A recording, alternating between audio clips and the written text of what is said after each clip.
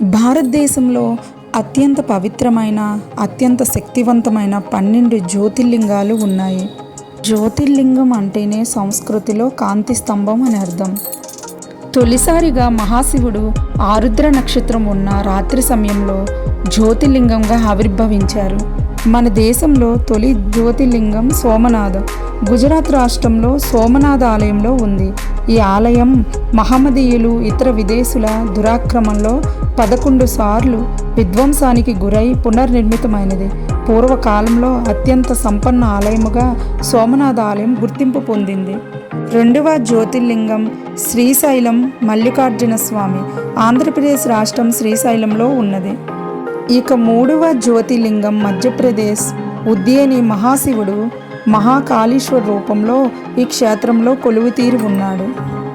నాలుగవ జ్యోతిర్లింగ క్షేత్రం అత్యంత ప్రధానమైన కేదార్నాథ్ ఉత్తరాఖండ రాష్ట్రాల్లో ప్రకృతి మధ్య నెలకొన్నది ఈ క్షేత్రం. ఐదవ జ్యోతిర్లింగం మహారాష్ట్రలో పూణే సమీపంలో భీమా నది తీరాన వెలిసినది. పవిత్రమైన పుణ్యక్షేత్రం భీమశంకర జ్యోతిర్లింగ క్షేత్రం. ఆరవ జ్యోతిర్లింగ క్షేత్రం కాశీ విశ్వనాథ్ జ్యోతిర్లింగం. మన దేశంలో ప్రసిద్ధి చెందిన జ్యోతిర్లింగాలలో ఈ కాశీ విశ్వనాథ్ జ్యోతిర్లింగం ఒకటి. ఉత్తర భారతదేశంలోని పవిత్ర నగరం కాశీలో నెలకొన్నది. ఏడవ జ్యోతిర్లింగ క్షేత్రం త్రయంబకేశ్వర జ్యోతిర్లింగం మహారాష్ట్రలోని నాసిక్లో త్రయంబకేశ్వర జ్యోతిర్లింగం కొలువుతీరి ఉన్నది. ఎనిమిదవ జ్యోతిర్లింగం మహారాష్ట్రలోని బీడ్ జిల్లా పార్లీలో ఉన్న వైద్యనాథ జ్యోతిర్లింగ క్షేత్రం కొలువుతీరి ఉన్నది. తొమ్మిదవ జ్యోతిర్లింగ క్షేత్రం ఓంకారేశ్వర జ్యోతిర్లింగ క్షేత్రం మధ్యప్రదేశ్ నర్మదా నది తీరాన ఉన్నది.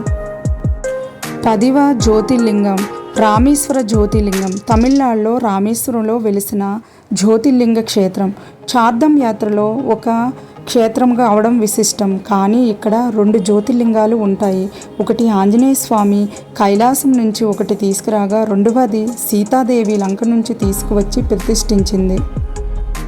11వ జ్యోతిర్లింగం అయిన నాగేశ్వర జ్యోతిర్లింగం గుజరాత్ రాష్ట్రంలో ద్వారకాలో ఉంది. 12వ జ్యోతిర్లింగం కృష్ణేశ్వర జ్యోతిర్లింగ క్షేత్రం మహారాష్ట్రలోని ఔరంగాబాద్లో ఉంది. ఇవండి భారతదేశంలో ఉన్న అత్యంత శక్తివంతమైన 12 జ్యోతిర్లింగాలు.